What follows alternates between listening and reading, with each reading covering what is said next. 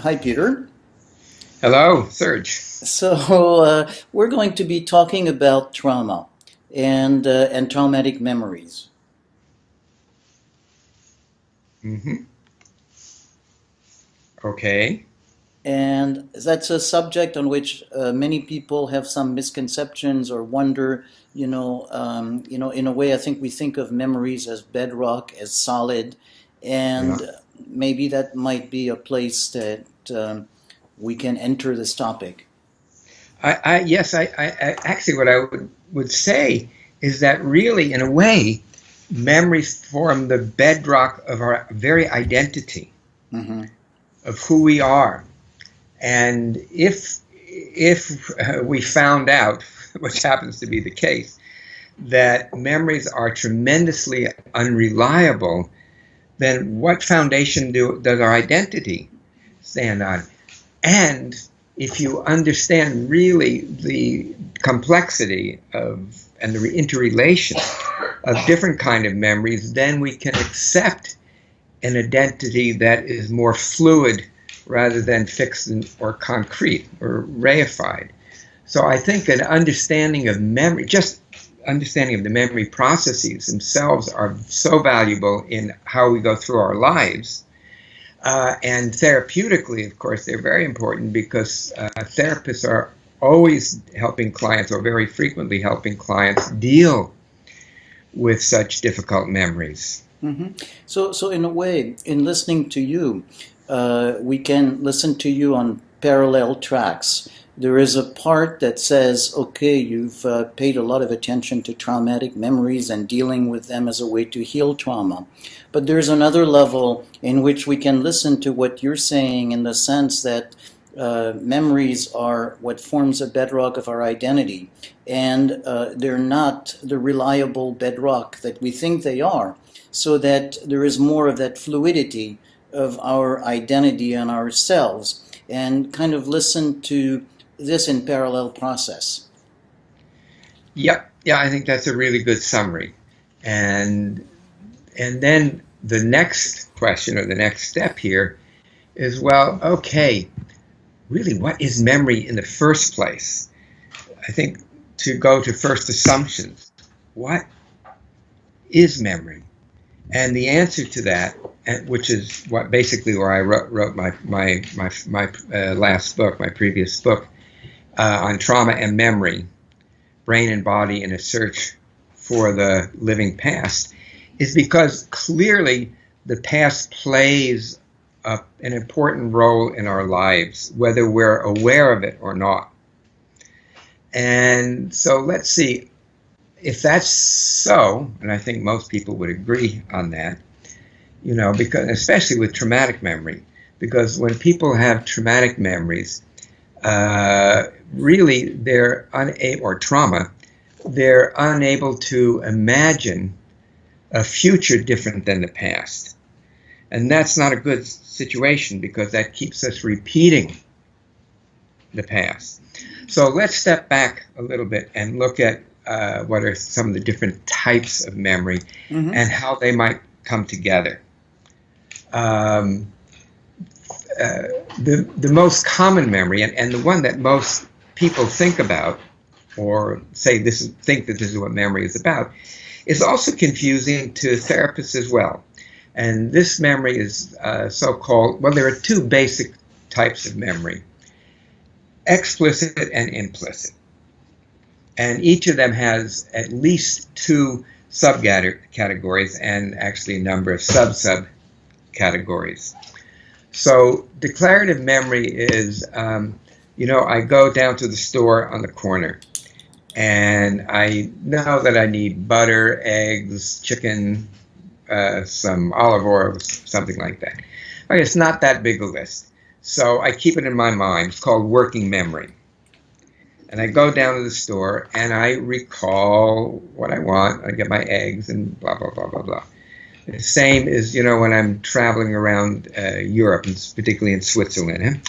I know that I come down from my flat. I go to the tram station at Schmiedewiedeken, and I know the next stop is Bahnhof Wiedeken, Welt, Stafacher if I take the 14th, and so forth. This is important. You can't navigate the world without this. There certainly wouldn't be any technology without declarative memory.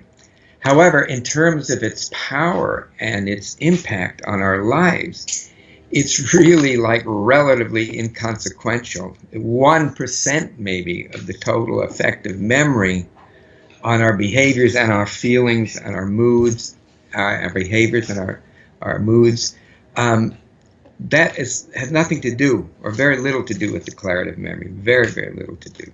So again, the first type of explicit memory, and you tell me if I'm giving too much detail here. No, that feels great. That feels very, very great, and that sense of very concrete sense of what it is, and in a way, the context, in a way, there's like it's important moment by moment in terms of everyday task, but correct. Very little in terms of the big things in our lives. That's right, and it's the type of memory we believe all our memory is about. Yeah. Again, even therapists are doing, very often are asking the person to deliberately remember something. Well, that's a declarative process. Okay, so the second type of explicit memory are called episodic or autobiographical memories, and they're a lot more interesting. They have different hues and qualities. For example, you drift back, and what I found therapeutically is that these episodic memories, so-called episodic or autobiographical memories, have a lot to do with how our life progresses. Let me give you an example from me. When I first day of school for my 5th grade class, I was walking home with some people that I knew, some friends from class, and we were all talking about our new teacher. And I said, "Oh, I have Mrs. Kurtz, and she is the worst teacher that I've ever had." And believe me, all of the teachers I had before her and after her, today they would have been prosecuted and probably spent time in prison for some of the sadistic things they did. So to say that she was the worst, that was, well, let's just say it was exaggerated. Yeah. And however, as I was telling my friends this, I get a tap on my right shoulder, and I look around, and it's Mrs. Kurtz. Okay. I mean, even as I tell you this, I get a little twinge in my chest here. Yes, I can imagine. She looks at me, with eye contact, and she says, "Oh, Peter." She remembered my name, which was pretty amazing.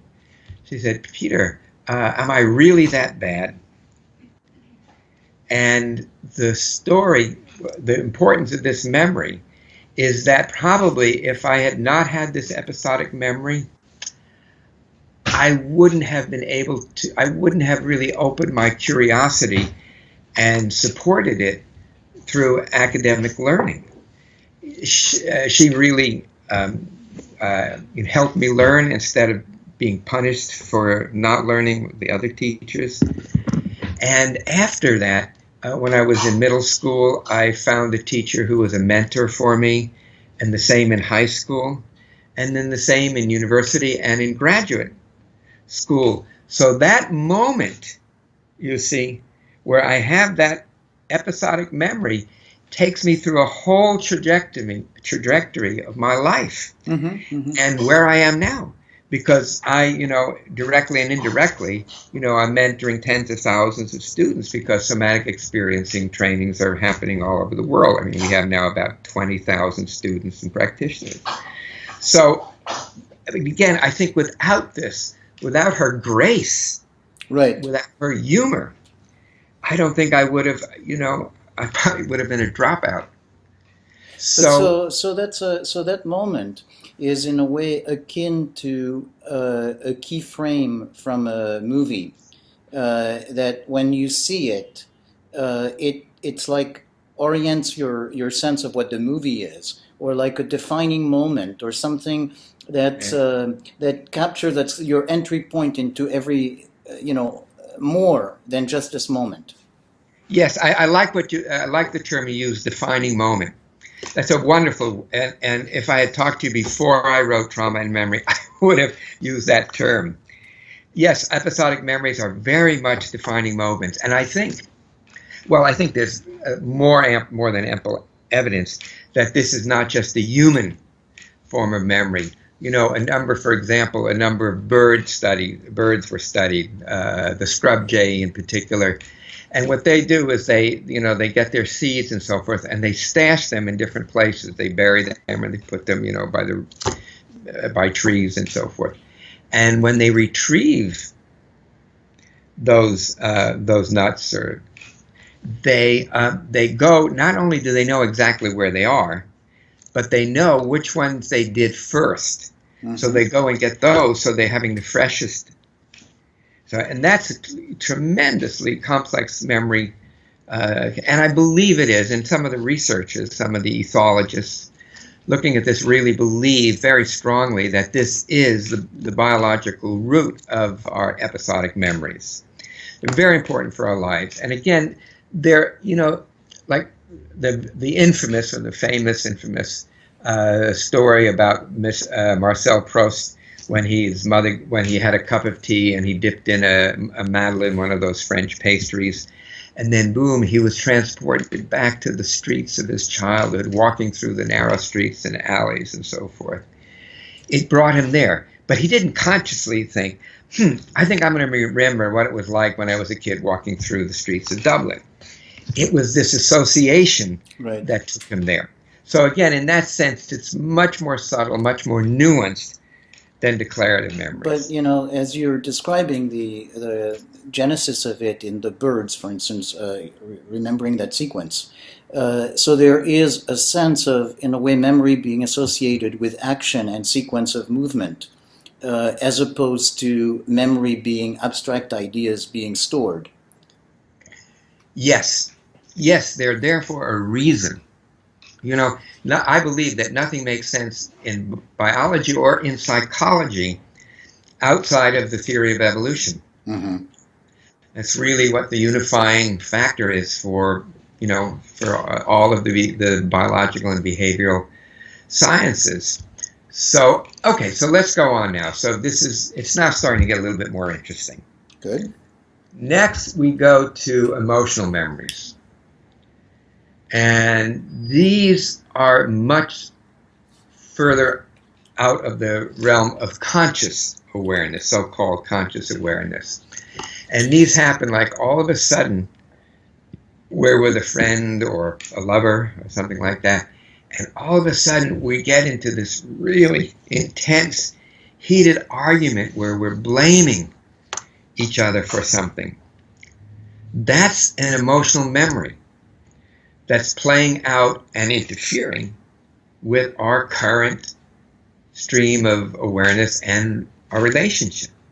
Something there from the past is registered and is tagged with a powerful emotional memory. Emotions that we know are very powerful, especially those of fear, anger, and sadness. They're very, very, very powerful. So we might, just see somebody who reminds us of somebody from our past, and all of a sudden feel great sorrow or joy. And these emotions are much more, the episodic memories, we sort of drift. They have feeling tones, but they're not emotions. We don't have episodic memories of fear or terror, something like that. They don't. That's not what they did. What they encode. But the emotional memories are very powerful and compelling in how we carry out our lives. We have one more type of memory, which is the most. So just to stop that emotional memory comes with a very stronger encoding of the emotion, so that in a way it would be like a movie that would have sight and sound, but also emotion attached to it, that color So Yes. very, very strong code is part Yeah. of. Yeah. To use your analogy, or go further with your analogy, you're watching a movie, and it's an interesting movie, and then something absolutely horrific happens, and you're horrified, you get aghast. That's akin to the emotional memory. Now, emotional memories are deep, and what people don't realize is there's a strata of memory which is deeper, way, way deeper generally than even the emotional memories. And these are what are called procedural or body memories. And those are generally, if you look in an academic psychology text, those memories have to do with skills, motor learning. So, for example, a child, the first time they get on the bicycle, and the parent or an older sibling is by their side, and they walk together, and then at one moment the parent lets go, and the child is riding a bicycle. Think about what that entails. That the child has to learn very rapidly all kinds of physics extrapolations. They have to learn about force, they have to learn about momentum, they have to learn about center of gravity, they have to learn about turning radius, they have to learn about all of that stuff implicitly. If you wanted to learn how to ski, for example, and you got a book on skiing, and that's all you had, you can be up on the ski slope with that book, and you will not be able to learn how to ski. Right. You know, so, and what I've added to this mix, and also procedural memories involve what are called valences of approach or avoidance. And I'll give you an example of that, which I think was fairly revealing. One day in my probably mid-40s, I guess, I was visiting my parents in New York. And I had gone down and spent the day in museums, looking around and enjoying myself. I was heading back on the train, and it was rush hour. And the car was packed with mostly with men, all wearing more or less gray suits, with newspapers under their arms. And I had the strangest feeling as I just looked to one part of the car. And I just couldn't understand what it was. And it seemed to me to be related to this one man, fairly tall man. And I just watched it for a while, and I felt a warmth in my belly and an openness in my chest, my diaphragm and chest. And then at 205th Street, that's the last stop on the D train, he also got off. And so I went up to him and touched his arm. I didn't know, again, I had no idea why I was doing this. I touched his arm, and the words came out of my lips, Arnold. And we looked at each other. Well, he was in my first grade class, some, 38 years ago. And I entered the class late. I was small for my age. My ears that you see right now, those are the same size ears I had when I was 5 or 6 years old. And so I was bullied a lot. And Arnold was the one kid that really befriended me. And so, again, that was this approach avoidance, which then took me into a episodic memory. So seeing him put you into the procedural memory, the same way as, say, riding a bike or skiing, that you went into that relationship, that moving, that acting, felt action relationship with him. Yes, that is correct. That is correct. And I mean, you think about it, that's miraculous. But those memories are going on with all of us all of the time. So a person, for example, who has had sexual abuse or sexual trauma, they, you know, when their lover, when their partner touches them and they freeze, that's a procedural memory. And you can understand it, you can do behavioral interventions and so forth, which may be of some use. But you fundamentally can't change that until the procedural memory changes. Or said another way, until the memory completes itself. And so this can then be designated into the past. So I want to just stay there a little longer, because then in that sense, we talk about procedural memory. In that moment, that procedural memory is like a how-to, a track, a procedure manual that says when in that circumstance, this is a prescribed way of doing things, and you have no way to deviate it, unless there is a way that it can actually, you can find a way to go, let it get its course, and then you can go beyond it. Right. Very well said, actually.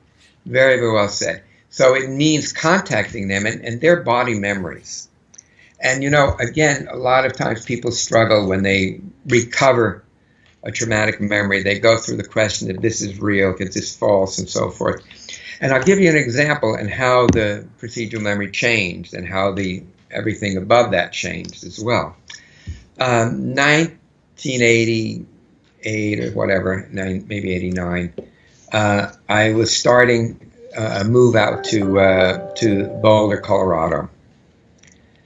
And I was asked to see this young man who was in a fairly serious depression. I think he saw a therapist who was training with me, and they asked me if I would see him. Well, he had seen a therapist about a year ago for a depression. I mean, a mild depression compared to what he was experiencing then. And she said to him, and I think he was having sexual problems along with the depression. And she said, you know, I hate to tell you this, but your symptoms are exactly the same kind of symptoms my patients who have been exposed to sexual and ritual abuse have. So after that, he joined the group with her coercion, I think.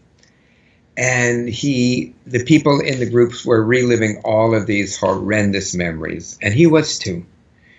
And he went again deeper and deeper into a depression during this time.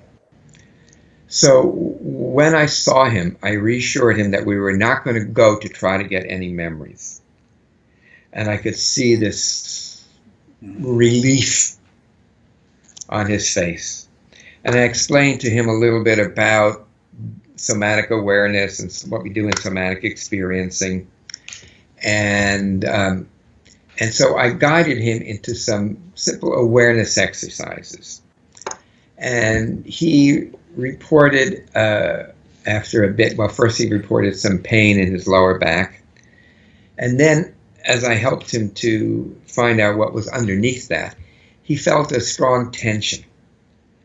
And throughout his whole lower back and pelvis. And I guided him to very slowly feel into the tension, and then just to let the tension move his pelvis, move his body in any way that the tension would want to. And so his back started to arch as he pulled his pelvis backward. And then he reached this moment, and he just took this deep, deep breath. Tears came rolling down his eyes.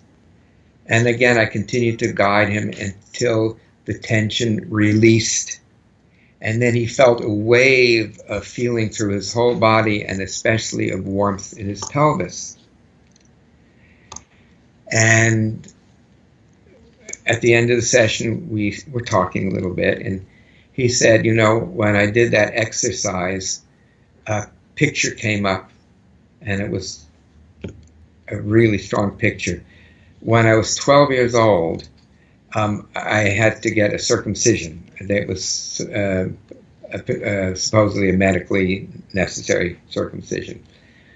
And his mother, who felt very uncomfortable with her own sexuality, and she was supposed to take the bandages off and clean them, and instead she just ripped them off. And that was what was going on. That was what was underlying his depression. But getting away from that, this is an example of how important it is to work with the procedural memory, allow them to complete their meaningful course of action, and then allow that to bubble up, because that was the emotions, that was the tears of sadness, of loss. And then this memory, which is more like a not a flashback, but it's kind of between a flashback and an episodic memory, of being able to see his mother and then realizing what this had cost him in his life, in his sexuality. And we did a few more sessions, to really be able to get more sensation throughout his body. And he then started dating a woman, and I don't know if they eventually married, but they became very close, and he was able to have a healthy sexual relationship, something he could not even imagine before. So again, let's go back a little bit to the moment of articulation with that episodic memory, that procedural memory that's recovered there, because in a way we're going back to it, but obviously not in such a way as to re-traumatize him. So there was something in which you helped him connect back with that experience. In a way, he obviously did not want that to happen. He wanted to avoid. Yeah. Well, that's one of the fundamental tenets of somatic experiencing, and all the books I've written, is not overloading the client, not reactivating these trauma circuits to such a degree that they're unable to observe them and to let them move through. To the nervous system, if it's reliving a traumatic event, quote, reliving a traumatic event, so with just a lot of emotion and so forth, to the nervous system can't tell the difference between that and the original trauma. So essentially, you're now having a trauma and then a somewhat identical trauma, and you're just adding one trauma to another. So this is critically important. And when we work with these memories, we work to touch into them, to visit them, to access them through the procedural memories, as with this young man. And that's really the key, because in the procedural memories is our sense of power. Let me actually continue with the episode with Arnold from my first grade class. So as I continued to walk up the street, we said goodbye, and I continued to walk up the street towards my parents' house. I had this episodic memory of walking up the street near the house, Gun Hill Road, in the first grade, and these two kids, they're twins, came to torment me, and they forced me out into the street, and then I started to, out of the blue, started to swing my arms, and I scared the hell out of them. And after that, nobody picked on me in school, and I became part of the class. Very important. How does this connect? Well, because my being supported by Arnold, you see, is what gave me enough of the foundation to really know that I could defend myself. So the way these memories interact, and again, how they are constantly revivifying and refining our lives and our identity and how we see ourselves and how we see ourselves in the world and how we perceive the world, all come from these important procedural memories. So just in a way, relating it to what we were talking about, the identity, then you could say that Arnold is a very important part of your identity. The bullies are, and Mrs. Kurtz was, and Arnold is a major part of your identity. And so it's nice to think of it gives a little bit more of a concrete sense of our identity made of all these memories. Exactly, because it enriches it. Instead of having our identity based on a fixed memory, usually an unpleasant memory or a traumatic memory, having it fixed rather than being able to explore that entire wonderful landscape and the gifts that they give us are so important and so important. And even how these memories go beyond things that have happened to us. In the last chapter 9, I think, in Trauma and Memory, I talk about generational memory.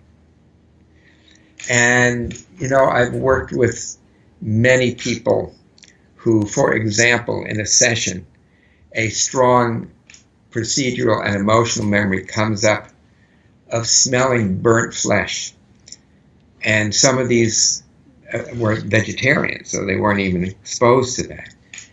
And it turned out, in these cases, they had parents, or now even grandparents, who were in the Holocaust, who experienced these horrific, unbelievable, unhuman conditions.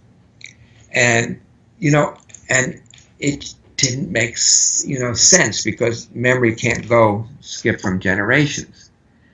It just didn't make any sense at all. Just a short few years ago, a very interesting experiment was done where they they gave rats a shock. And then, before the shock, they gave them the scent of cherry blossoms. So if rats are at all like us, it's probably a pleasant smell. They seem to like it. They seem to enjoy it. But then if you pair it a number of times with the shock, this is a Pavlovian conditioning. When you give the scent itself, what happens is the animals freeze and shake and defecate. Okay, that's no surprise. However, after breeding these animals and going to the fifth generation,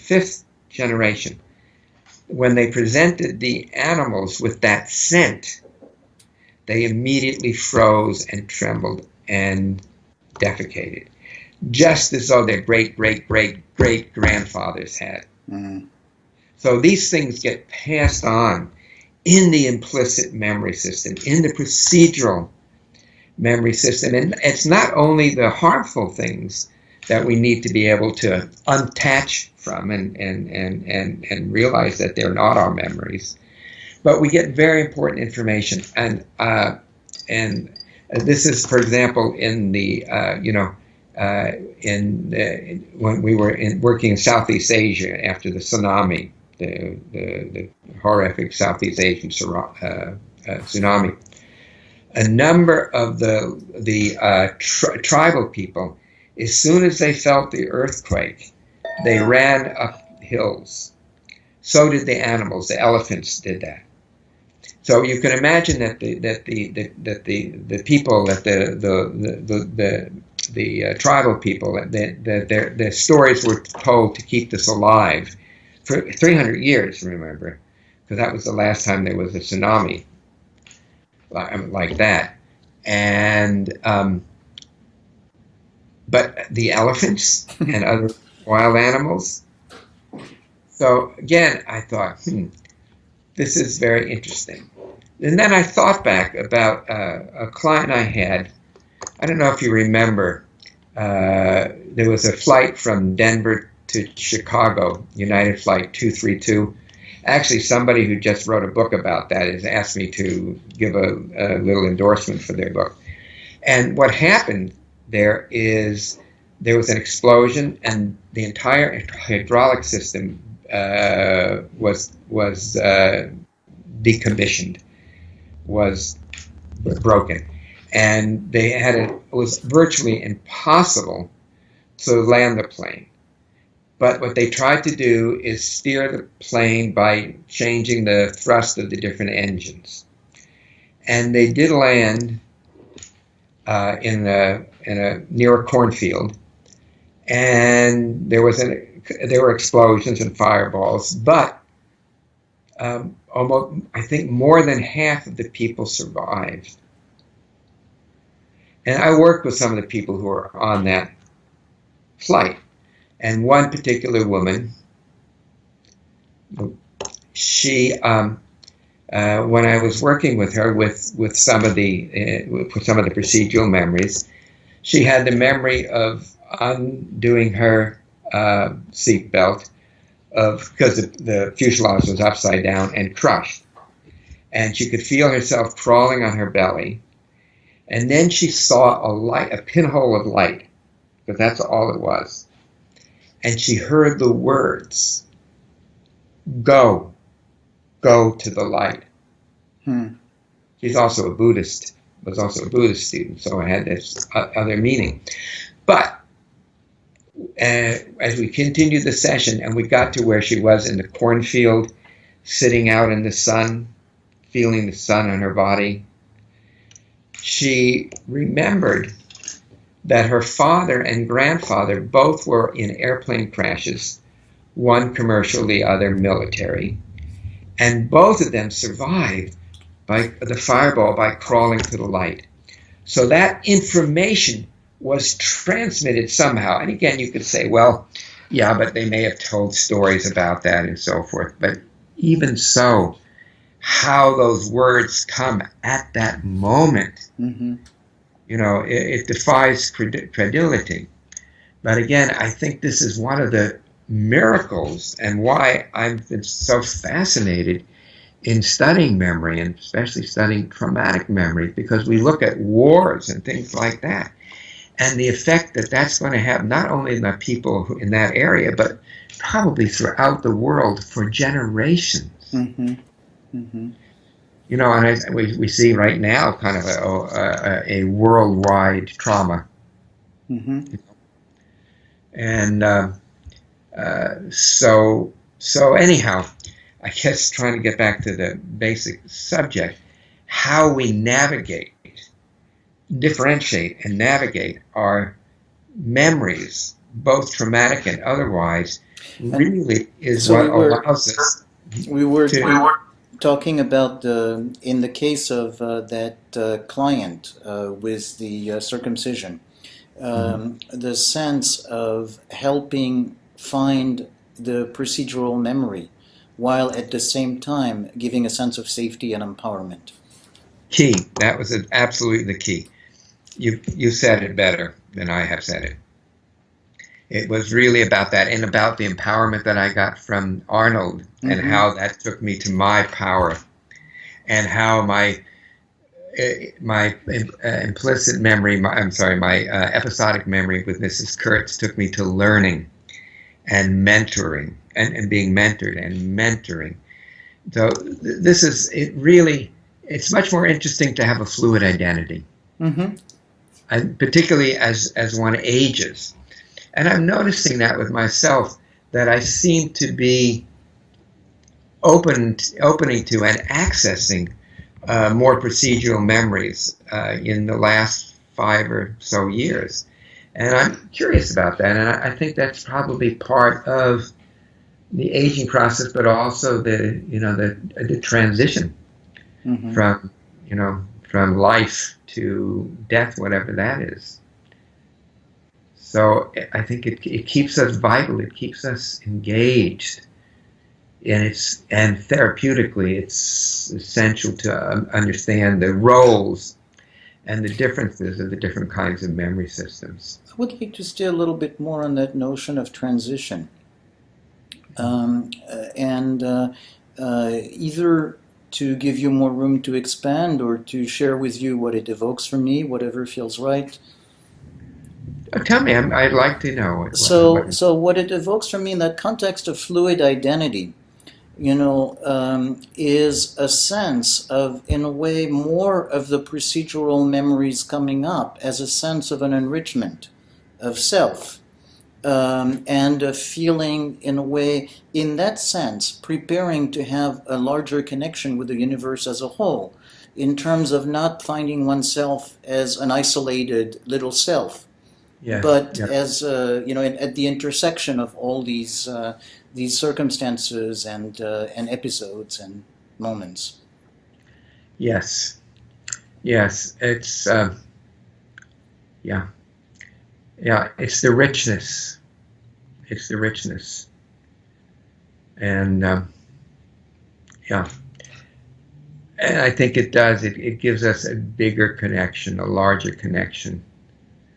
For me, a lot of that has come out, I guess, sort of in my Dharma way, of having developed this methodology and teaching it until it became an international programs. But in a way, I was hyper-focused on that. And I see myself now much more open to these